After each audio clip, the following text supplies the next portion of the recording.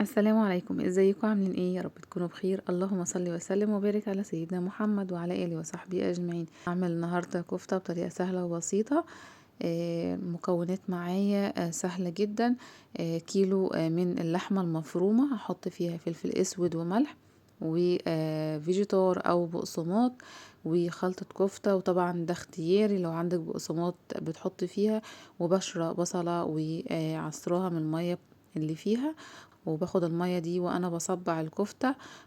بصبع بيها الكفتة، وطبعا الكفتة هعجنها كويس جدا، وطبعا مش حاطة فيها اي خضار خالص. بدخلها التلاجة حوالي 10 دقايق، بطلعها بصبعها زي ما انتوا شايفين، وبدخلها التلاجة تاني حوالي 10 دقايق وربع ساعة لو مستعجلة. بعد كده بدخلها بقى الفرن، بتستوي من تحت وبتاخد لون حلو جدا، وبحطها بقى على الشواية بتاخد اللون اللي انتوا شايفينه ده.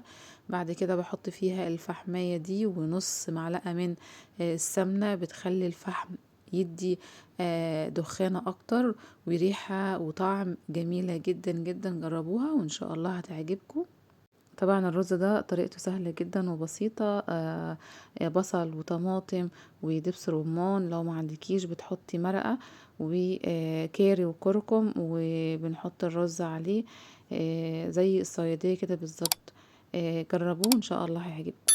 مع السلامة.